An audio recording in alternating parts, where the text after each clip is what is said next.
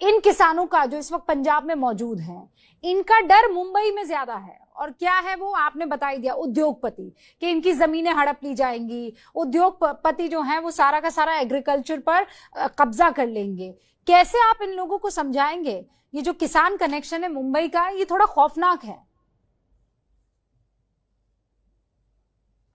देखिए, मैं इसीलिए कह रहा हूं कि अगर इस कानून को पढ़ा जाए तो कानून में सीधा प्रावधान है, ये फसल का कॉन्ट्रैक्ट है, ये जमीन का कॉन्ट्रैक्ट नहीं है। जमीन का कॉन्ट्रैक्ट किया ही नहीं जा सकता। इस कानून में एक्सप्रेस्ड ये कहा गया है कि कॉन्ट्रैक्ट केवल फसल का होगा, जमीन का नहीं होगा।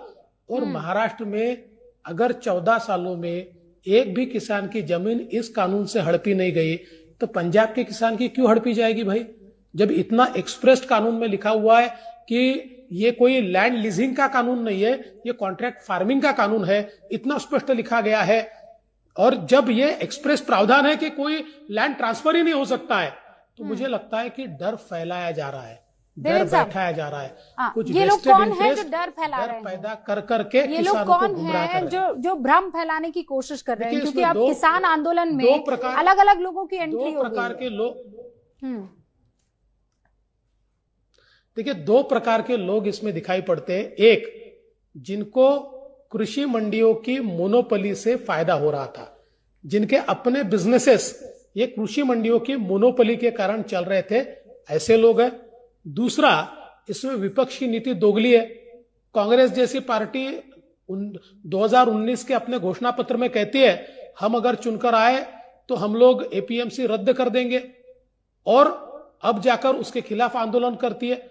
और सारी की सारी, केवल कांग्रेस पार्टी नहीं, जैसे आपको पता है ये सारे जो आज कानून लाए गए हैं, इन कानूनों का जो शुरुआत हुई उसकी टास्क फोर्स ही मनमोहन सिंह जी के समय और शरद पवार जी के समय बनी थी। उनके ये रिकमेंडेशन उस समय आए थे। या फिर चीफ मिनिस्टर्स की एक कमेटी जिसमें मैं स्वयं भी था, मैंने हेड किया था, कमलनाथ जी भी थी उसमें, उन्होंने इसको सारा समर्थन दिया था। कांग्रेस के अन्य मुख्यमंत्रियों ने उसको समर्थन दिया था।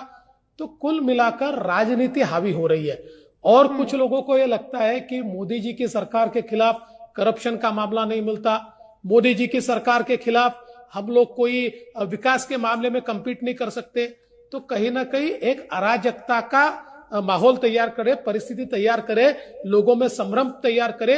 If you can not convince people, try to confuse them, इस प्रीमाइस के ऊपर कुछ लोग काम करें। और इसके साथ साथ एक और मैं बात कहना चाहता हूं, जैसे वहां पर सही किसान आए, असली किसान भी आए, वैसे ही कुछ ऐसे भी तत्व वहां पहुंचे जिनको अराजकता तैयार करनी है, जो अल्ट्रा लेफ्ट भी है, जो लोग खालिस्तान जिंदाबाद के नारे भी लगाते हैं, ऐसे भी लोग तो पहुंच गए ना।